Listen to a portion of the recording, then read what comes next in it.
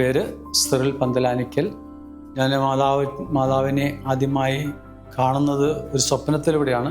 കാരണം ആ സ്വപ്നം ആഗസ്റ്റ് 9 രാത്രിയിൽ കിടന്നപ്പോൾ മാതാവും കുറേ മാലാഖമാർ സ്വർഗത്തിലേക്ക് ഇങ്ങനെ ആരോഹണം ചെയ്യുന്ന പോലെ മഴവില്ല് പോലെയുള്ള ഒരു കളറിൽ പോകുന്നത് ഞാൻ കണ്ടു. ആ സ്വപ്നത്തെക്കുറിച്ച് ഞാനിങ്ങനെ ചിന്തിച്ചു. അപ്പോൾ ഞാൻ വിചാരിച്ചു സ്വർഗാരോഹണ തിരുനാൾ ആഗസ്റ്റ് 15 ആയതുകൊണ്ട് മാതാവ് കാണിച്ചു തന്നതായിരിക്കും എന്ന് ഞാൻ വിചാരിച്ചു. അത് കഴിഞ്ഞ് ആണ് സെപ്റ്റംബറിൽ എനിക്ക് പെട്ടെന്ന് ഒരു അറ്റാക്കിൻ്റെ ഒരു പ്രശ്നം ഉണ്ടായിരുന്നു. അത് ഡോക്ടറെ കാണിച്ചു. ഡോക്ടർ പറഞ്ഞ് ഒരു കാരണവശാലും പോകാൻ പറ്റില്ല എന്ന് പറഞ്ഞ് വൈത്തിരി ഹോസ്പിറ്റലിൽ അഡ്മിറ്റ് ചെയ്യാനായിട്ട് തീരുമാനിച്ചു. അപ്പം എൻ്റെ വീട്ടിൽ എൻ്റെ മോള് 7ാം ക്ലാസ് പഠിക്കുന്ന മോള് ക്ലാസ് വിട്ട് വീട്ടിലുണ്ട്. ഒറ്റയ്ക്കാണുള്ളത് പെൺകുട്ടി. ബാക്കി 2 പേര് ഹോസ്റ്റലിലാണ്.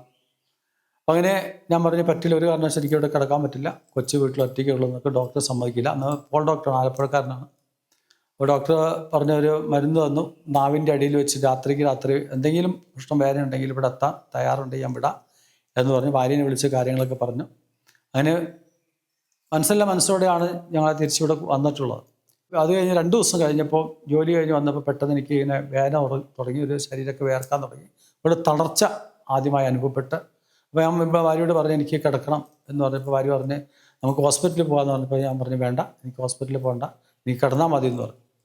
അങ്ങനെ ഞാൻ എന്ത് ചെയ്യുന്ന വെച്ചാൽ കിടന്ന് പായ നിലത്തിടാൻ പറഞ്ഞ് കട്ടിലിട്ടില്ല, നിലത്തിട്ടാൻ പറഞ്ഞ് നിലത്തിട്ട് ഞാനിവിടെ കിടന്നത് എനിക്ക് ഓർമ്മയുള്ളൂ. ഒരു 5:30 ആയപ്പോൾ ഞാൻ 5:30 എന്ന് പറയുമ്പോൾ കൃത്യം പറയാനേ സാധിക്കും. എന്താണെന്ന് വെച്ചാൽ എൻ്റെ കിടക്കുന്നതിൻ്റെ മുമ്പിലാണ് ക്ലോക്കുണ്ട്. ഞാൻ അത് നോക്കിയിട്ടാണ് ഞാൻ കിടന്നിട്ടുള്ളത്. അത് നോക്കി കിടക്കുമ്പോൾ 5:30 ആയി. ആ കിടന്നത് മാത്രമേ എനിക്ക് അറിയാം. കിടന്നു കഴിഞ്ഞപ്പോഴത്തേക്ക് എൻ്റെ ബോധം പോയി. പിന്നെ ഞാൻ കാണുന്നത് എൻ്റെ ആത്മാവ് ശരിക്കും ഇങ്ങനെ മുകളിലേക്ക് ഇങ്ങനെ പൊന്തി ഇങ്ങനെ പോകുന്നതാണ്. മെല്ലെ പൊന്തി പോവുകയാണ്. അങ്ങനെ പോയി ഒരുപാട് ദൂരങ്ങൾ പോയതിന് ശേഷം പിന്നെ വലിയൊരു പർദീസ പോലെ പച്ചപ്പുള്ള മരങ്ങളുള്ള കാടുകളിലൂടെ ഒരു നല്ല വഴിയൊക്കെ ഉണ്ട്. പക്ഷെ അവിടെ എത്തിക്കഴിഞ്ഞപ്പോൾ എനിക്ക് മേലേക്ക് പോകാൻ സാധിക്കുന്നില്ല. അവിടെ ചെന്നപ്പോൾ ഞാൻ മുകളിൽ കയറാൻ വേണ്ടി കാല് വെച്ചപ്പോൾ വീണ് കഴിഞ്ഞിട്ട് ഞാൻ എഴുന്നേറ്റ് കണ്ണ് തുറന്ന് നോക്കുമ്പോൾ അവിടെ നിന്ന് നോക്കുമ്പോൾ എൻ്റെ മുമ്പിൽ മാതാവ് ഇങ്ങനെ നിൽക്കുന്നു. അമ്മ എന്നോട് പറഞ്ഞു മോനെ നീ കയറി വാ എന്ന് പറഞ്ഞു. അപ്പോൾ ഞാൻ വീണ്ടും കയറാൻ മാതാവ് കയറി വാ എന്ന് പറഞ്ഞപ്പോൾ കയറാൻ വേണ്ടി വീണ്ടും ഞാൻ കാലെടുത്ത് വെച്ചപ്പോൾ വീണ്ടും ഞാൻ വീണ് കഴിഞ്ഞപ്പം ഞാൻ പറഞ്ഞു അമ്മ എനിക്ക് ഒരിക്കലും കയറാൻ പറ്റുന്നില്ല എന്ന് പറഞ്ഞപ്പം മാതാവ് അവിടെ നിന്ന് ഒരു 10 മീറ്റർ അകലെയാണ്. പക്ഷെ അവിടെ നിന്ന് മാതാവിൻ്റെ കര നീട്ടി തന്നു. ഞാൻ എൻ്റെ വലത്തെ കര നീട്ടി കൊടുത്തു. എൻ്റെ ഈ കൈ പിടിച്ച് അമ്മ അവിടെ നിന്ന് ഒറ്റ വലിച്ച് അമ്മയുടെ മാറോട് എന്നെ ചേർത്ത് വെച്ചിട്ട് പിന്നെ അവിടെ നിന്ന് എന്നെ കൂട്ടിക്കൊണ്ട് പോവുകയാണ് അമ്മ. അതിനെ കൂട്ടിക്കൊണ്ട് പോയി അവിടെ നിന്ന് കുറേ ദൂരെ കൊണ്ടുപോയ ശേഷം ഒരു സ്ഥലത്ത് ചെല്ലുമ്പോൾ ഒരുപാട് ജനങ്ങളും ഒരുപാട് വീടുകളൊക്കെ പോലത്തെ ഒരു കൊട്ടാരം പോലത്തെ ഇതൊക്കെ കണ്ടു. അവിടെ ചെന്നപ്പോൾ ഈശോ ഇങ്ങനെ നിൽക്കുന്നുണ്ട്. അപ്പോൾ ഈശോനെ മാതാവ് ഇങ്ങനെ പുറത്തേക്ക് തോണ്ടിയപ്പോൾ ഈശോ തിരിഞ്ഞ് എന്നെ നോക്കിയിട്ട് എന്നോട് ഒന്നും മിണ്ടിയില്ല. ഇങ്ങനെ കാണിച്ചത് കൈ കൊണ്ട് ഇങ്ങനെ കാണിച്ചത് ഇങ്ങനെയാണ് അങ്ങോട്ടേക്ക് നോക്കാനായിട്ടുള്ളത്. അപ്പോൾ എനിക്ക് മനസ്സിലായി അങ്ങോട്ട് ഞാൻ നോക്കുമ്പോൾ കാണുന്നൊരു കാഴ്ച എന്താണെന്ന് ചോദിച്ചാൽ ഈ ലോകത്തുനിന്ന് മരിച്ചുപോയ സകല ആത്മാക്കളും ക്യൂ നിൽക്കുകയാണ് സ്വർഗരാജ്യത്തിലേക്ക് പോകാൻ വേണ്ടി. പക്ഷെ അതിൽ കണ്ട ഒരു കാര്യം എന്താണെന്ന് ചോദിച്ചാൽ വ്യത്യസ്തമായി കണ്ടത് വിശുദ്ധരെ കുറിച്ചാണ്. കാരണം നല്ല കുട വെച്ചാൽ നമ്മൾ പെരുന്നാളിനൊക്കെ ഉപയോഗിക്കുന്ന കുട പിടിച്ചിട്ട് വിശുദ്ധന്മാർ മാറി നിൽക്കുന്നുണ്ട്. എന്തായാലും വിശുദ്ധരൊക്കെ ഒരു വശത്ത് മാറി നിൽക്കുന്നു. ഈ ജനം ഇങ്ങനെ കാത്തിരിക്കുന്നു. അപ്പം ഇങ്ങനെ കണ്ടിട്ട് എന്നോട് പറഞ്ഞൊരു കാര്യം, മരിച്ചവർക്ക് വേണ്ടി നീ പ്രാർത്ഥിക്കണമെന്ന്. അപ്പോൾ എന്നിട്ട് ഈശോ വേറെ ഒന്നും കൂടി കാണിച്ചു. ഇങ്ങനെ കാണിച്ചപ്പോൾ ഒരു കൊട്ടാരമാണ്. അത് റാ വഴിയാണ് ഇങ്ങനെയുള്ള കറക്റ്റ് റാ പോലെ ഉള്ളൊരു കൊട്ടാരം. ആ കൊട്ടാരത്തിൻ്റെ ഉള്ളിലേക്ക് ഞാൻ നോക്കുമ്പോൾ അങ്ങോട്ട് ഒരു മനുഷ്യന് കടക്കാൻ പറ്റില്ല. കാരണം അത് പൂർണ്ണമായ തങ്കമായിട്ടുള്ള സ്വർണം കൊണ്ട് നിർമ്മിച്ചിട്ടുള്ളതാണ് കംപ്ലീറ്റ്. അതിൽ നമ്മുടെ കാല് പോലും എടുത്തു വെക്കാൻ പറ്റാത്തൊരവസ്ഥയാണ്. അത്രയും പരിശുദ്ധമാണ്. അപ്പോൾ ഈശോ പറയാണ് ഇതിലേക്ക് കടക്കാൻ ആരുമില്ല, സ്വർഗരാജ്യത്തിലേക്ക് പോകാനായിട്ട് ആരുമില്ല. പക്ഷെ അപ്പുറത്തൊരു ഇതുണ്ട്, അവിടെ കവാടമുണ്ട്. 2 കവാടത്തിൽ ആൾക്കാർ ഇരിക്കുന്നുണ്ട്. കാരണം അതെനിക്ക് ഞാൻ മനസ്സിലാക്കിയെടുത്തത് ന്യായവിസ്താരത്തിന് വിധിക്കപ്പെടുന്നതാണ്. നമ്മൾ ചെയ്ത പാവങ്ങളെക്കുറിച്ചൊക്കെ ചിലപ്പോൾ വിധിയായിരിക്കാം എന്ന് ഞാൻ വിചാരിക്കുന്നു. അപ്പോൾ എന്നോട് ഈശോ പറഞ്ഞത് ഈ വലത്തുവശത്ത് കടക്കാൻ ആരുമില്ല എന്ന് പറഞ്ഞു. അത് കഴിഞ്ഞിട്ട് അവിടുന്ന് അത് മാത്രമേ പറഞ്ഞുള്ളൂ. അത് കഴിഞ്ഞ് ഞാൻ ഇതെല്ലാം കണ്ടു കഴിഞ്ഞിട്ട് പിന്നെ അമ്മ എന്ത് ചെയ്തെന്ന് ചോദിച്ചാൽ എന്നെ കൂട്ടിക്കൊണ്ടുവന്നു. അമ്മ വീണ്ടും കൂട്ടിക്കൊണ്ടുവന്ന് ഈ വെള്ളത്തിൻ്റെ മേഘം കടത്തി വിട്ടതിന് ശേഷം അമ്മ എന്ത് ചെയ്തെന്ന് ചോദിച്ചാൽ പെട്ടെന്ന് എൻ്റെ കൈയങ്ങ് വിട്ടു. ആകാശത്തു നിന്ന് ആ കൈയങ്ങ് വിട്ട് കഴിഞ്ഞപ്പോഴത്തേക്ക് ഞാൻ അവിടെ നിന്ന് വന്നത് ഇങ്ങനെയാണ് കറങ്ങി നിലത്ത് വന്നിട്ട് പുത്തു എന്ന് പറഞ്ഞ് ഇങ്ങനെ വീണ് ഇങ്ങനെ കഴിഞ്ഞ് ഒരു സെക്കൻഡ് കഴിഞ്ഞപ്പോഴാണ് എൻ്റെ കണ്ണ് തുറന്ന് ഇങ്ങനെ നോക്കി സംസാരിക്കാൻ പറ്റുന്നില്ല. അപ്പോൾ ഞാനെൻ്റെ ഇങ്ങനെ ഇതൊക്കെ ചിന്തിച്ചുകൊണ്ടിരിക്കുകയാണ് ആ സമയത്ത്. കാരണം എൻ്റെ മനസ്സിൽ ഞാൻ സ്വപ്നം കണ്ടതാണോ, ഇതെന്താ സംഭവിച്ചതെന്ന് എനിക്കറിയില്ല. അതിനെ പെട്ടെന്ന് ഞാൻ അടുത്ത വന്ന് തിരിയാൻ നോക്കുമ്പോൾ എൻ്റെ ശരീരം ചലിക്കുന്നില്ല. അതിന് കുറച്ച് നേരം കൂടി അങ്ങനെ കിടന്നപ്പോൾ എൻ്റെ ശരീരത്തിൽ നിന്ന് തരിപ്പുകൾ ഇങ്ങനെ മാറാൻ തുടങ്ങി. ഞാനിങ്ങനെ നോക്കുമ്പോൾ കറക്റ്റ് 7:15. അത് കഴിഞ്ഞ് അപ്പം ഭാര്യയെ വിളിച്ച്. പക്ഷേ ഭാര്യ വിളിച്ചപ്പോൾ ഭാര്യ വിളി വെക്കുന്നില്ല. അപ്പോൾ ഞാൻ കട്ടിലയിൽ നോക്കിയപ്പോൾ കട്ടിലയിൽ മോള് 4 മണിക്ക് ഞാൻ കണ്ട ആ കാഴ്ച, 4 മണിക്ക് സ്കൂൾ വിട്ട് വന്നിട്ട് അന്ന് അവളെ ബുധനാഴ്ചയാണ്. അവൾ ആദ്യ ഖുർആൻ കഴിഞ്ഞ പുതിയ വെള്ള ഡ്രസ്സിൽ തന്നെയാണ് അവൾ കിടക്കുന്നത്. ആ കിടന്ന കുട്ടിയുടെ മേത്തൊരു പുതപ്പ് പോലും ഇട്ടിട്ടില്ല. ഈ ഭാര്യ അവളുടെ കൂടെ കിടന്നിട്ടില്ല, ഭാര്യ എൻ്റെ കൂടെയും കിടന്നിട്ടില്ല. ഈ ഭാര്യ എവിടെ പോയെന്നുള്ളത് ഞാനിങ്ങനെ ചിന്തിച്ചു. പക്ഷേ ഇവളെ വിളിച്ച് ബേബിന്ന് വിളിക്കുമ്പോൾ പക്ഷെ വിളിക്കാൻ പറ്റുന്നില്ല, സ്വരം വരുന്നില്ല, നാവ് അങ്ങനെ ഇതായി കിടക്കുകയാണ്. പിന്നെ ഞാൻ കുറച്ചും കൂടെ കിടന്നു. ഒരു 2-3 മിനിറ്റ് കിടന്നപ്പോൾ നാവ് ഇങ്ങനെ ചലിക്കാൻ തുടങ്ങിയപ്പോൾ ഞാൻ വിളിച്ചപ്പോൾ ഇവൾ അപ്പുറത്തെ പ്രാർത്ഥന റൂമിൽ നിന്ന് ബെഡ്റൂമിലേക്ക് വന്ന് ഈ കതകൻ്റെ സ്ഥലത്ത് ഇവിടെ 2 കൈയും വെച്ചിട്ട് എന്നോട് പറഞ്ഞ് നമുക്ക് ധ്യാനത്തിന് പോകണമെന്ന് പറഞ്ഞു. അപ്പോൾ ഞാൻ പറഞ്ഞു, ധ്യാനത്തിന് എന്തിനാ പോകുന്നു? ധ്യാനത്തിന് പോയാൽ കൊണ്ടൊന്നും മരിക്കേണ്ട ആളെന്തായാലും മരിക്കൂലേ എന്ന് ഞാൻ ചോദിച്ചു. ഇല്ല, എനിക്ക് വാക്ക് തരണം എന്ന്. അപ്പോൾ ഞാൻ ചോദിച്ചു, നീ രാത്രിയിൽ ഉറങ്ങിയില്ലേ?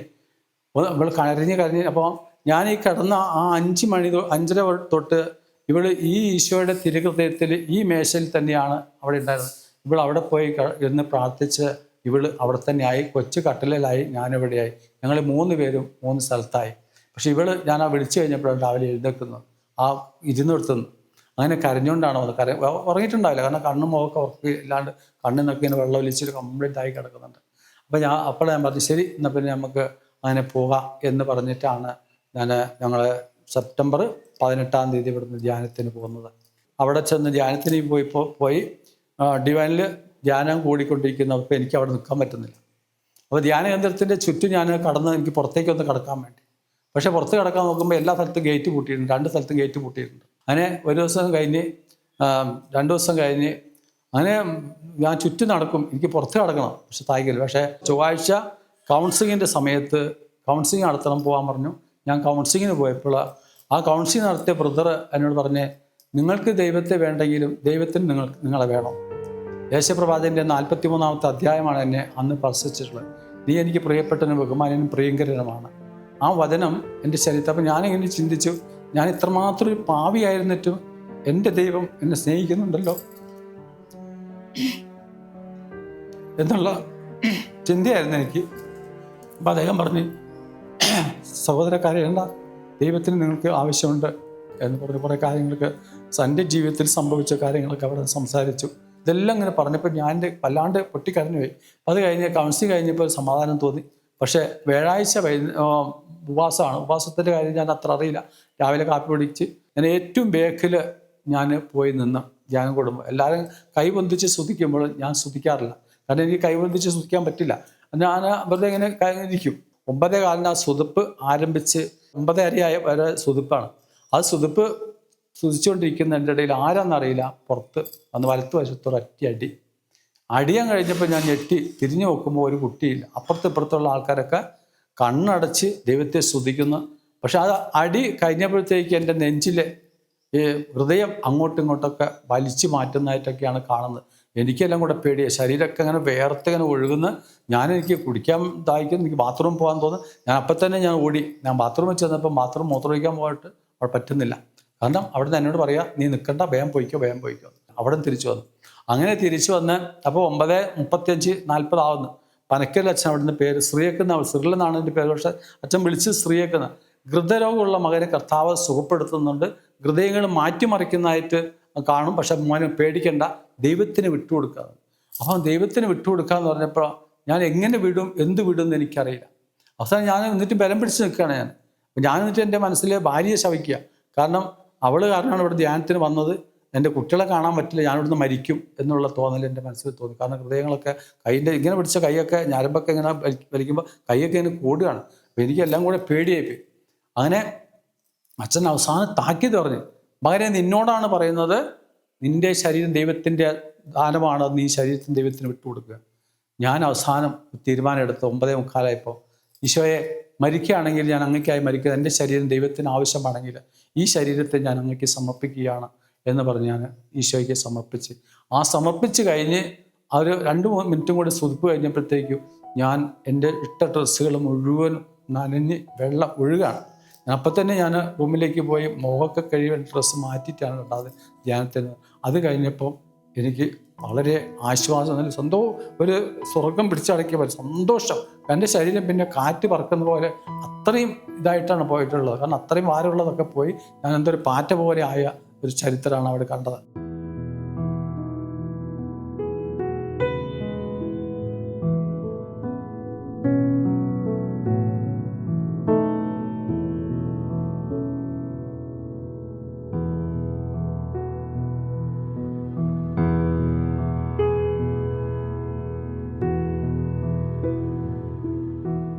ഞങ്ങളുടെ ജീവിതത്തിൽ പ്രാർത്ഥന ആരംഭിക്കുന്നത് പറയുന്നത് രാവിലെ ഭാര്യ എഴുന്നേറ്റ് ആദ്യം പോയി മുട്ടുകുത്തി പ്രാർത്ഥിക്കുക. അതിനുശേഷമാണ് ഞാൻ എഴുന്നേറ്റ് വരിക.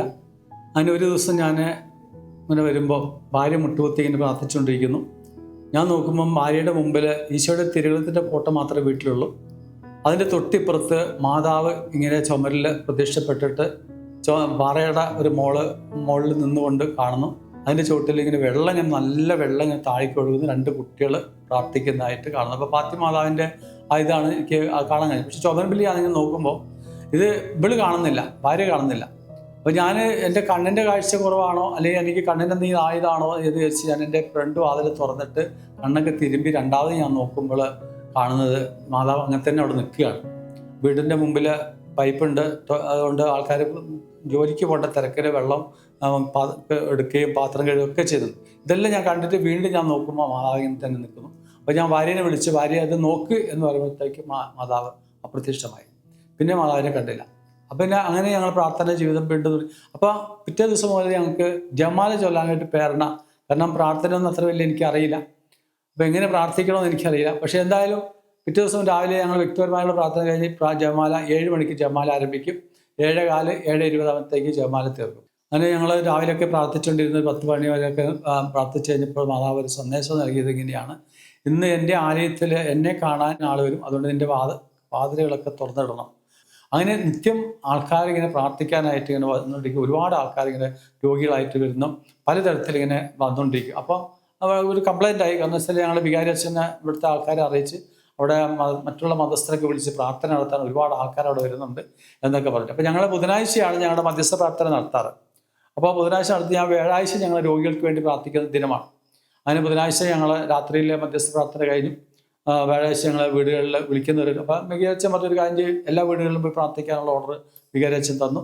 അപ്പം ഞാൻ പറഞ്ഞു, അച്ഛൻ എങ്ങനെയാണ് പോവുക, അവർ വിളിക്കാണ്ട് പോകാൻ പറ്റില്ലല്ലോ എന്ന് പറഞ്ഞാൽ അവർ വിളിക്കുന്നവരുടെ കൂടെ പോയാൽ എന്ന് പറഞ്ഞു. അങ്ങനെ വിളിക്കുന്ന കൂടെ പോയി. അങ്ങനെ പ്രാർത്ഥന ഗ്രൂപ്പുകൾ നടന്നുകൊണ്ടിരിക്കുന്ന അവസരത്തിൽ ഒരു ക്യാൻസർ രോഗി, ബ്രെയിൻ ട്യൂമറായിട്ടുള്ള ഒരു ക്യാൻസർ രോഗി അവിടെ മരണത്തിൽ കിടക്കുകയാണ്. കാരണം വെച്ചാൽ കോഴിക്കോട് നിന്ന് മെഡിക്കൽ കോളേജിൽ നിന്ന് 2 മാസം കൊണ്ട് മരിച്ചു പോകുമെന്ന് പറഞ്ഞ് അവിടെ നിന്ന് കൊണ്ടുവന്നു. അത് ആദിവാസി സ്ത്രീയാണ് കൊണ്ടുവന്നു. 40-45 വയസ്സുണ്ട്. അങ്ങനെ അപ്പോൾ അവരുടെ പണിക്ക് പോയ ഒരാൾ വന്നിട്ട് ഞങ്ങളോട് പറഞ്ഞു, നിങ്ങൾക്ക് ഇങ്ങനെ പ്രാർത്ഥിക്കാൻ പറ്റുമോ, ആ സ്ത്രീ മരിക്കും, ഇങ്ങനെ കിടക്കുന്നതിനേക്കാളും നല്ലത് മരിക്കുകയാണ്, അതുകൊണ്ട് നിങ്ങളോടൊന്ന് പ്രാർത്ഥിക്കാൻ ചെല്ലാൻ പറ്റും. ഞങ്ങൾ ചോദിച്ചു, ഓക്കെ ഞങ്ങൾ ചെല്ലാം എന്ന് പറഞ്ഞ് ഞങ്ങൾ വ്യാഴാഴ്ച വൈകുന്നേരം 3 മണിക്ക്, അപ്പോൾ 3 ആഴ്ചയിൽ ഞങ്ങളുടെ വീട്ടിൽ പ്രാർത്ഥിക്കാറുള്ളൂ. വ്യാഴാഴ്ച ഞങ്ങൾ ചെന്നു. അവിടെ ചെന്ന് നോക്കുമ്പോഴത്തേക്കും ഇങ്ങനെ ചുരുണ്ട് കിടക്കുകയാണ്. കാരണം തലമുടി അതെല്ലാം ഇങ്ങനെ ചുരുണ്ട് ഇങ്ങനെ കിടക്കുകയാണ്. ഞങ്ങൾക്ക് തോന്നി ഇപ്പോൾ ജമാല ചെല്ലാൻ തോന്നി. ഞങ്ങൾ 6 പേരുണ്ടായിരുന്നു ഞങ്ങളുടെ കൂട്ടത്തിൽ. 6 പേര് ആ സ്ത്രീയുടെ ചുറ്റും നിന്നുകൊണ്ട് ഞങ്ങൾ ജമാല ചൊല്ലി മാതാവിനെ സമർപ്പിച്ച് പ്രാർത്ഥിച്ച് കഴിഞ്ഞ് അത് കഴിഞ്ഞപ്പോൾ എൻ്റെ മനസ്സിൽ തോന്നി, ഈ സഹോദരിയുടെ തലയിലൊന്ന് കൈവച്ച് പ്രാർത്ഥിക്കാനായിട്ട് എനിക്ക് തോന്നി. അപ്പോൾ ഞാൻ ഇവരെല്ലാം ചുറ്റും നിൽക്കുന്നു. ഞാൻ എൻ്റെ കൈയും ഈ കൊന്തയെടുത്തിട്ട് അവരുടെ ശിരസിൽ ഇങ്ങനെ തൊട്ട് നെറ്റിലൊന്ന് കുരിശ് വരയ്ക്കാൻ നോക്കുമ്പോൾ ഇവിടെയൊക്കെ താഴും. കാരണം കൂഴച്ചക്കയുടെ പരിവാണ്. കാരണം നമ്മളെ വിരലമർത്തി കഴിഞ്ഞാൽ വിരലിൻ്റെ ഉള്ളിലേക്ക് കയറിപ്പോകും. അപ്പോൾ എനിക്ക് പേടി വന്നു. കാരണം വെച്ചാൽ എൻ്റെ വിരലമർത്തും വിരലിൻ്റെ കയറിപ്പോകുമെന്നുള്ളൊരു പേടി വന്നു. അങ്ങനെ അവനെ തൊട്ടില്ല എന്നുള്ള രീതിയിൽ ഞങ്ങൾ അത് സമർപ്പിച്ച് സ്തുതിച്ച് പ്രാർത്ഥിച്ചു. എല്ലാവരും സ്തുതിച്ച് 2 മിനിറ്റ് കഴിഞ്ഞില്ല, വായിക്കൂടെ മൂക്കിക്കൂടെ മുഴുവനും കവങ്ങൾ അങ്ങോട്ട് പോയി പഴുപ്പങ്ങോട്ട് പുറത്തേക്കാൻ ദുർഗന്ധം. കാരണം വെച്ചാൽ ബാക്കിയുള്ള എല്ലാ ആൾക്കാരും മൂക്കൊക്കെ പൊത്തിച്ച്, ചില ആൾക്കാരെ ഓക്കാനിക്കുന്നത്. പക്ഷെ എനിക്ക് അങ്ങനത്തെ ഒരു അറപ്പോ ഒന്നും തോന്നിയില്ല. അങ്ങനെ പഴുപ്പങ്ങോട്ട് ഒഴുകുകയാണ് മൂക്കൂടെ. അതെല്ലാം കഴിഞ്ഞ് ഞങ്ങൾ പ്രാർത്ഥന കഴിഞ്ഞ് എഴുന്നേറ്റപ്പം ഞങ്ങൾ വരാൻ നോക്കുമ്പോൾ ഭർത്താവ് പറഞ്ഞ്, ചായ തരാൻ ആളില്ല, ചായ തരുന്ന ആളാണ് ഈ കിടക്കുന്നത്. അപ്പോൾ ഞാൻ പറഞ്ഞ് അടുത്ത ആഴ്ച വരുമ്പോൾ തന്നാൽ മതി. അത്രയും നേരം മിണ്ടാൻ പറ്റാത്ത ഈ സ്ത്രീ പറയുകയാണ്, ഈശോ സുഖപ്പെടുത്താണെങ്കിൽ ഞാൻ ചായ തരുന്നു. അപ്പോൾ എനിക്ക് എൻ്റെ മനസ്സിലേക്ക് വന്നൊരു വചനം ഇതാണ്. വിശുദ്ധ യോഹന്നാന്റെ സുവിശേഷം 11-ാം അധ്യായത്തിൽ 40-ാം തിരുവചനം. കാരണം മാർത്തിയോട് പറയുന്ന ഒരു വാക്ക് ഞാൻ എൻ്റെ മനസ്സിലേക്ക് വചനം വന്നു. നീ വിശ്വസിക്കുന്നെങ്കിൽ ദൈവത്തിൻ്റെ മഹത്വം നീ ദർശിക്കുമെന്ന് പറഞ്ഞു. അപ്പോൾ എന്നോട് പറയാണ് ഞാൻ വിശ്വസിക്കുന്നു. പക്ഷേ എനിക്ക് ചിരിയാണ് വന്നത്. കാരണം വെച്ചാൽ ഇങ്ങനെ കിടക്കുന്ന ഒരാൾ ജീവിക്കുമെന്ന് നമുക്ക് പറയാൻ പറ്റില്ല. കാരണം ശാസ്ത്രപരമായിട്ട് നമ്മൾ കണ്ടിട്ടുമില്ല. കാരണം ഇത്രയും തലക്കേനായി കിടക്കുന്ന ഒരു സ്ത്രീ എങ്ങനെ ജീവിക്കുമെന്ന് നമുക്ക് പറയാൻ പറ്റില്ല.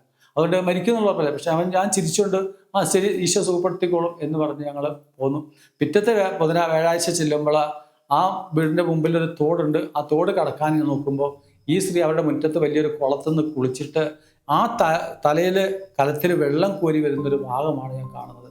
അത് ഞങ്ങളുടെ വല്ലാണ്ട് ഞങ്ങളൊരു ഇതായി, എന്താ പറയുക, എനിക്ക് എന്താ പറയാൻ പറ്റില്ല, അത്ര രീതിയിലായിരുന്നു. കാരണം കഴിഞ്ഞ ആഴ്ചയിൽ ഇങ്ങനെ കിടന്ന ഒരു സ്ത്രീ ഈ ഒരാഴ്ച കൊണ്ട് ഇങ്ങനെ സംഭവിക്കണമെങ്കിൽ അവിടെ ദൈവത്തിൻ്റെ ഇടപെടലാണ് ഞാൻ മനസ്സിലാക്കുന്നത്. പിന്നെ ഞങ്ങളുടെ ജീവിതത്തിൽ ഞാൻ പറഞ്ഞ ദൈവത്തിൻ്റെ മാതാവിൻ്റെ ഇടപെടൽ. ഞങ്ങളുടെ മകളുടെ കല്യാണം വന്നപ്പം ഈ പറഞ്ഞ പോലെ ചെറുക്കൻ്റെ വീട്ടുകാർ വന്നപ്പോഴൊക്കെ നോക്കി കണ്ട് കല്യാണം ഉറപ്പ് ജൂൺ ൻ്റെ മുമ്പിൽ കല്യാണം നടത്തണം എന്ന് പറഞ്ഞ്. അങ്ങനെ നോക്കുമ്പോൾ ഞങ്ങൾക്ക് പൈസയില്ല. കാരണം ഇവിടെ നിന്ന് ഞങ്ങൾ ഈ സ്ഥാപനത്തിൽ പേയ്മെൻ്റ് ഇല്ല, കൂലിയില്ലാണ്ട് കൂലി കൊടുക്കുന്നില്ല, ശമ്പളം കൊടുക്കുന്നില്ല, അത് ഫണ്ടില്ലാത്തതുകൊണ്ട്. അങ്ങനെ ഒരു കാലഘട്ടത്തിലാണ്. ആ സമയത്ത് ഇവർ വന്ന് ഇങ്ങനെ കണ്ടുപോയി, ഇഷ്ടപ്പെട്ടു. പക്ഷേ വിവാഹം നടക്കാൻ പറ്റില്ല. ഞങ്ങൾ ഗവൺമെൻറ് ഓഫീസിൽ കോഴിക്കോടൊക്കെ പോയി പല സ്ഥലത്തൊക്കെ പോയി, രക്ഷയില്ല. അങ്ങനെ അവസാനം ഞങ്ങൾ ഇതുവരെ പ്രാർത്ഥിച്ചു. ഞാൻ ഒരു ദിവസം ഇങ്ങനെ ഇരുന്നിട്ട് ഞങ്ങൾ ഈ മാതാവിനോട് ഞാൻ പറഞ്ഞു, എൻ്റെ അമ്മേ, നീ എനിക്ക് തന്നിട്ടുള്ള മകളാണ് എങ്കിൽ ഈ വിവാഹം നടക്കണമെന്ന് നീ ആഗ്രഹിക്കുന്നെങ്കിൽ ഈ മകൾക്ക് വേണ്ടുന്ന എല്ലാ കാര്യങ്ങളും അമ്മ ചെയ്തു തരണം. അതുകൊണ്ട് അപ്പോഴത്തേക്ക് അവൻ്റെ അളിയൻ അവിടുന്ന് വിളിച്ച് ഞങ്ങൾക്ക് കല്യാണം വേണ്ട എന്ന് പറഞ്ഞപ്പോൾ എൻ്റെ മകൾ പറഞ്ഞു, ഞാൻ ഈ കല്യാണം കഴിക്കുന്നത് ഞാൻ മറത്ത് പോകാറ്. അപ്പോൾ അത് കണ്ടപ്പോൾ ഞങ്ങൾക്കൊരു വിഷമം വന്നു. അപ്പോൾ ഞാൻ മാതാവിനോട് സെപ്റ്റംബർ 7-ാം തീയതി ഇവരെല്ലാം പള്ളിയിൽ പോയി. ഇവരെ പള്ളിയിൽ പറഞ്ഞു വിട്ട് ഞാൻ വീട്ടിൽ തന്നെ ഇരുന്ന് പ്രാർത്ഥിച്ചു. ഞാനന്ന് കരഞ്ഞ് ഞാൻ പ്രാർത്ഥിച്ചു. എൻ്റെ 6 മണിക്ക് ഞാൻ മാതാവിൻ്റെ മുമ്പിൽ ഇരുന്ന് പ്രാർത്ഥിച്ചു. അമ്മയോട് ഞാനൊരു കാര്യം പറഞ്ഞു, അമ്മേ, നാളെ രാവിലെ ഞങ്ങൾ അവിടെ വീട്ടിൽ പോകുമ്പോൾ നീ ആഗ്രഹിക്കുന്നെങ്കിൽ ഈ കല്യാണം നടക്കാനുള്ള സാമ്പത്തികം എനിക്ക് ഏതായാലും ഒരുക്കി വരുന്നുണ്ട്. കാരണം പ്രൗഢമണ്ടൊക്കെ തരായി എന്ന് പറഞ്ഞു, എല്ലാം റെഡിയാക്കി വരികയാണ്. പക്ഷേ ഈ കല്യാണം നടക്കുന്നത് അതിൻ്റെ അടയാളം വെച്ചത് എങ്ങനെയാണ്? അവിടെ പോകുമ്പോൾ ആ മകൻ അവിടെ ഉണ്ടാകണം, അവൻ പറയണം ഈ കല്യാണം എനിക്ക് വേണമെന്ന് പറയണം. മാത്രമല്ല ഒത്തുകല്യാണം ഒക്ടോബർ 15-ന് നടത്തണമെന്ന് അവർ പറയണം, ഞാൻ പറയില്ല, അവരിങ്ങോട്ട് പറയണം. അതാണ് എൻ്റെ കണ്ടീഷൻ. മാതാവിൻ്റെ മുമ്പിൽ ഞാൻ വെച്ചൊരു അടയാളമാണത്. അപ്പോൾ ഞാൻ അങ്ങനെ മാതാവുമായിട്ട് ഞാൻ സംസാരിച്ച് ഞാൻ പോയി. പിറ്റേ ദിവസം രാവിലെ എൻ്റെ സഹോദരനെ കൂട്ടി ഞാൻ ഇവിടുത്തെ ബൈക്കിൽ ഞങ്ങൾ പോയി. ഒരു 10:30 അവിടെ എത്തിയപ്പോൾ വീട്ടിൽ ചെന്നപ്പോൾ അവൻ്റെ അപ്പനും അമ്മയില്ല, അനിയത്തിയേ ഉള്ളൂ. അമ്മ മരിച്ചു പോയതാണ്. അവർ തൃശ്ശൂർക്കാരാണ്. അപ്പോൾ അതിന് ഞങ്ങൾ ചോദിച്ചപ്പോൾ എന്താ വന്നതെന്ന് ചോദിച്ചു. ഞാൻ പറഞ്ഞു ഇങ്ങനെയാണ് സംഭവം, ഷാജിനെ കാണണമെന്ന് പറഞ്ഞു. അപ്പോൾ അവൻ പള്ളിയിൽ പോയി. അപ്പോൾ ഞാൻ ചോദിച്ചു എപ്പോഴാണ് വരിക? അപ്പോൾ അവർ പള്ളിയിൽ പോയിട്ട് അവൻ തിരിച്ചു വരില്ല. കാരണം അവർ കോഴിക്കൊപ്പം പോയിട്ട് കോറി നടത്തുന്നതുകൊണ്ട് കോറിൻ്റെ മുതലാളിൻ്റെ അടുത്ത് പണം മേടിച്ചിട്ട് പണിക്കാർക്ക് കൂലിയൊക്കെ കൊടുക്കേണ്ടതുകൊണ്ട് അവൻ വരാൻ വയ്യില്ല എന്ന് പറഞ്ഞു. അങ്ങനെയാണ് സാധാരണ. പക്ഷേ അപ്പോൾ ഞാൻ ചോദിച്ചു, ഒന്നും മാതാവ് ഇഷ്ടപ്പെടുന്നില്ലായിരിക്കും കല്യാണം, ദൈവം ഇഷ്ടപ്പെടുന്നുണ്ടെങ്കിൽ നടത്തണമെന്നാണ് ഞാൻ പറഞ്ഞത്. അപ്പോൾ മാതാവ് ഇഷ്ടമില്ലാത്തായിരിക്കും. പക്ഷേ ഞങ്ങൾ പോട്ടെ എന്ന് പറഞ്ഞ് എഴുന്നേൽക്കുമ്പോഴത്തെ ആ കുട്ടി പറഞ്ഞു, അപ്പച്ചി ഇത്രയും ദൂരത്ത് യാത്ര ചെയ്ത് വന്നല്ലേ, ഒരു ഗ്ലാസ് ചായ കുടിച്ചിട്ട് പോയി എന്ന് പറഞ്ഞു.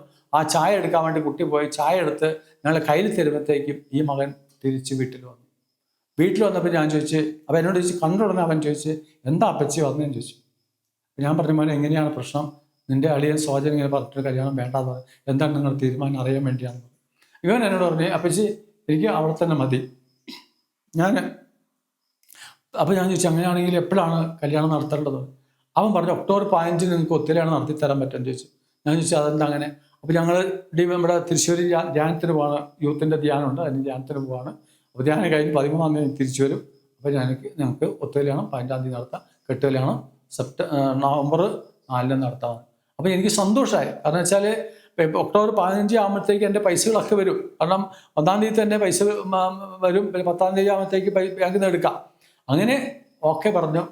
അതിനെത്തി അവിടെ നിന്ന് കാപ്പിയൊക്കെ കുടിച്ച് തിരിച്ചു പോകുന്നു. കല്യാണമാകുമ്പോൾ തന്നെ എല്ലാ കാര്യം കല്യാണത്തിന് കെട്ടുകല്യാണത്തിന് പോകുമ്പോഴും ഈ കാര്യങ്ങളെല്ലാം ഭംഗിയായി എൻ്റെ അമ്മ എനിക്ക് സഹായിച്ചു.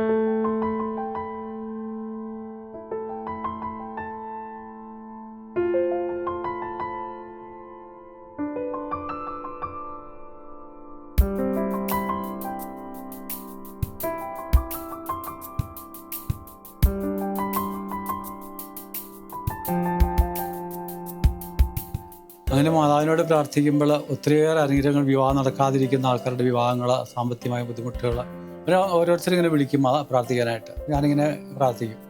അത് ഞാൻ പോലെ രണ്ട് പെൺമക്കളുടെ വിവാഹവും അതേപോലെ മനോഹരമായിട്ട് നടന്നു. എല്ലാം അമ്മ തന്നെയാണ് എന്നെ സഹായിച്ചത്. പിന്നെ ഇതിൽ വേറൊരു കാര്യം, പുറത്തുവല്ല ഒരു ധ്യാനത്തിന് പോയിരുന്നു ഞാൻ. ഒരു ധ്യാനത്തിന് സമയത്ത് ഒരു സിസ്റ്റർ ക്ലാസ് എടുത്തു, അമ്മയില്ലാത്ത മകന് മാതാവ് പാല് കൊടുക്കുന്നതായിട്ട്. അപ്പോൾ എൻ്റെ അമ്മ എന്ന് പറഞ്ഞാൽ പ്രസവിച്ച് 40-ാം ദിവസമാണ് അമ്മയ്ക്ക് രോഗം വന്ന് അമ്മ പിടിപെട്ട് അമ്മ മരിച്ചത്. അപ്പോൾ അതുകൊണ്ട് പിന്നെ വല്യമ്മയാണ് വളർത്തിയത്, പാലൊന്നും കിട്ടില്ല. അപ്പോൾ അതിലൊരു എനിക്ക് അമ്മയെ കുറിച്ച് എപ്പോഴും സങ്കടം ഉണ്ടായിരുന്നു. അമ്മയെ കണ്ടില്ലല്ലോ, അമ്മയുടെ മുഖം എങ്ങനെയാണെന്ന് എനിക്കറിയില്ല. അപ്പോൾ എന്തായാലും അവിടെ 11 മണിയായപ്പോൾ ഞങ്ങൾ കാപ്പി കുടിക്കാൻ വിട്ട്, കാപ്പി കുടിയൊക്കെ കഴിഞ്ഞ് ഞാൻ വെറുതെ ഞാൻ കിടക്കുന്ന ഷെഡിൽ അവിടെ കട്ടിൽ പോയി കിടന്നപ്പോൾ പെട്ടെന്ന് മയങ്ങി. പക്ഷെ കണ്ണ് നമ്മളിപ്പോൾ ചുറ്റും പോകുന്നതൊക്കെ ആയിട്ട് ആൾക്കാർ പോകുന്നതും സംസാരിക്കുന്നതൊക്കെ നമുക്കറിയാം, പക്ഷേ കണ്ണ് തുറക്കാൻ പറ്റില്ല. പക്ഷെ മാതാവ് വന്നിട്ട് എന്നെ എടുത്ത് മടിയിലിരുത്തിയിട്ട് ആ അമ്മയുടെ മുലപ്പാൽ എടുത്ത് വായിൽ വെച്ചിട്ട് എൻ്റെ വായു മുഴുവനും പത. അങ്ങനെ ഈ പോകുന്ന ആൾക്കാരൊക്കെ ഇങ്ങനെ നോക്കുന്നുണ്ട്, അതൊക്കെ നമുക്കറിയാം, നോക്കുന്നത് ഒക്കെ. പക്ഷെ അങ്ങനെ അവസാനം ഒരു എൻ്റെ കൂടെ നിൽക്കുന്ന ഒരാൾ വന്നിട്ട് പറഞ്ഞു, ചേട്ടാ എഴുന്നേൽക്കുന്നില്ല, സമയമായിരുന്നു, നിങ്ങൾ എന്താ ചെയ്യുന്നതെന്ന്. അപ്പോൾ ഞാൻ പെട്ടെന്ന് ചാടി നോക്കുമ്പോൾ വായിലൊക്കെ ഇങ്ങനെ പതയാണ്, പാൽ നിറഞ്ഞ് ഇതായിട്ട്. അങ്ങനെ ഒരു അനുഭവം എനിക്ക് പുറത്തുപോയ ധ്യാനത്തിനുണ്ടായി. അതുപോലെ ഇവിടെ വന്നിട്ട് ഈ പറഞ്ഞ പോലെ 6 മാസം 6 വയസ്സ് വരെ സംസാരിക്കാനും ഭക്ഷണം കഴിക്കില്ലാത്തൊരു കുട്ടി. കാരണം അവർ UK അപ്പോൾ UK അവിടുത്തെ ഡോക്ടർമാരെയൊക്കെ കാണിച്ചപ്പം അത് വലിയ സർജറി വേണം എന്ന് പറഞ്ഞ് അവരെ നാട്ടിലേക്ക് അവർ പറഞ്ഞു വിട്ടു. അപ്പോൾ അവരെന്ത് ചെയ്തു, അങ്ങനെയാണെങ്കിൽ നാട്ടിൽ വന്നിട്ട് നോക്കാം എന്ന് പറഞ്ഞു. അവർ നാട്ടിലേക്ക് വന്നു. നാട്ടിൽ വന്ന് 2 ഡോക്ടർമാരെ കാണിച്ചു. 2 ഡോക്ടർമാരെ കാണിച്ചപ്പോൾ 2 ഡോക്ടർമാരും പറഞ്ഞു, ഇത് വലിയ സർജറി ചെയ്യണം, തൊണ്ടേൻ്റെ ഇവിടെ എന്തോ ഒരു ഇത് ഉണ്ട്, അത് എടുത്ത് കളയണം, ഒരു മുഴ ഇവിടെ തൊണ്ടയിലുണ്ട്, അത് എടുത്ത് കളയണമെന്ന് പറഞ്ഞു. അപ്പോൾ അതൊരു എടുത്തു കളഞ്ഞാൽ ഓപ്പറേഷൻ ചെയ്യുമ്പോൾ എന്തായാലും 3 മാസം നിങ്ങളെല്ലാം ഇവിടെ റെസ്റ്റ് എടുക്കേണ്ടി വരുമെന്ന്. അങ്ങനെ വന്നപ്പോൾ ഇവർക്ക് പേടി, കാരണം ഇവർക്ക് പെട്ടെന്ന് തിരിച്ചു പോകേണ്ടതാണ്, കാരണം ഇവർക്ക് 2 പേരുടെ ജോലി നഷ്ടപ്പെടും, കുട്ടീനെ ഇവിടെ ആക്കാൻ പറ്റില്ല. അങ്ങനെ ഇരിക്കും അവരുടെ സഹോദരി ഒരാൾ എൻ്റെ നമ്പർ അറിയുന്നതുകൊണ്ട് ആ സഹോദരനോട് പറഞ്ഞു, ഇന്നൊരു ബ്രദറുണ്ട്, അവരെ ഒന്ന് വിളിച്ച് പ്രാർത്ഥിക്കുമെന്ന് പറഞ്ഞു. അങ്ങനെ അവർ എന്നെ 4 ഡോക്ടറെ കണ്ട് വിഷമിച്ച് അവർ വീട്ടിൽ വന്നിരുന്നിട്ട് എന്നെ വിളിച്ച്, ബ്രദറെ ഞാനാണ് റോസിനോട് ആങ്ങളെയാണെന്ന് പറഞ്ഞു. എന്താണെന്ന് ചോദിച്ചപ്പോൾ ഇങ്ങനെയാണ് കൊച്ചിൻ്റെ സംഭവം, അതുകൊണ്ട് ഞങ്ങൾ വലിയ ബുദ്ധിമുട്ടില്ല, എന്താ ചെയ്യേണ്ടതെന്ന് ഞങ്ങൾക്കറിയില്ല. ഞാൻ ചോദിച്ചു, കൊച്ചു എവിടെയാണ് എന്നത്. കൊച്ചു എൻ്റെ അടുത്ത് നിൽപ്പുണ്ടെന്നാണ്. ഒരു കാര്യം ചെയ്യുക, കൊച്ചിനെ എടുത്ത് മടിയിൽ വെക്ക്, പ്രാർത്ഥിക്കാതെ.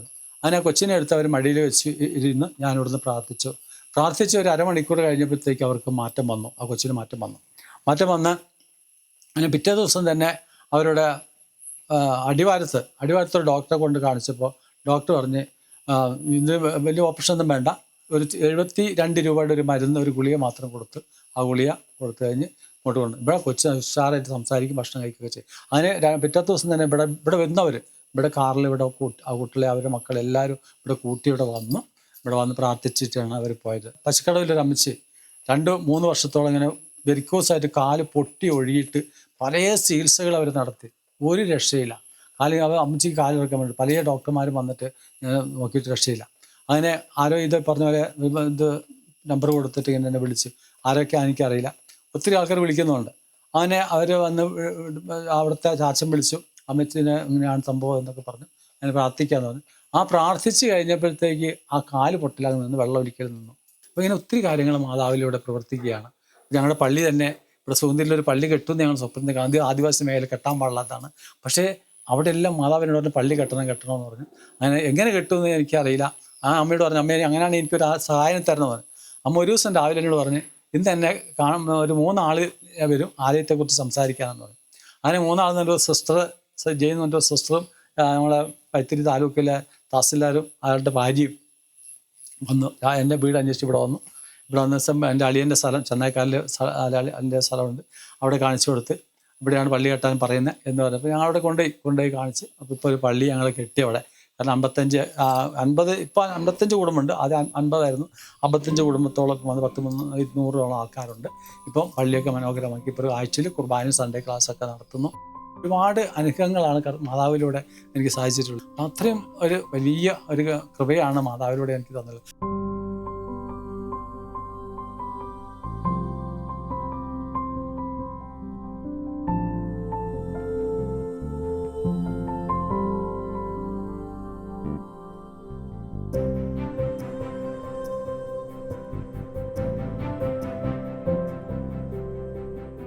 എൻ്റെ പ്രാർത്ഥനാ രീതി ഇങ്ങനെയാണ്. രാവിലെ എഴുന്നേറ്റ് ജപമാല 4 ചൊല്ലും. അതുപോലെ തന്നെ രാത്രി കിടക്കുമ്പോഴും സമയമുണ്ടെങ്കിൽ ജപമാല ചൊല്ലും, ഇല്ലെങ്കിൽ എത്രയും ദയുള്ള മാതാവ് എന്ന് ചൊല്ലിയിട്ടാണ് ഞാൻ കിടക്കൽ.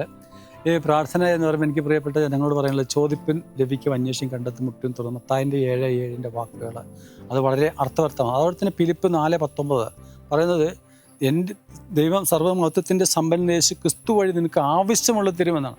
ചോദിച്ച് മേടിക്കാനായിട്ട് അതിൽ ഏറ്റവും കൂടുതൽ പരിശുദ്ധ അമ്മയാണ്.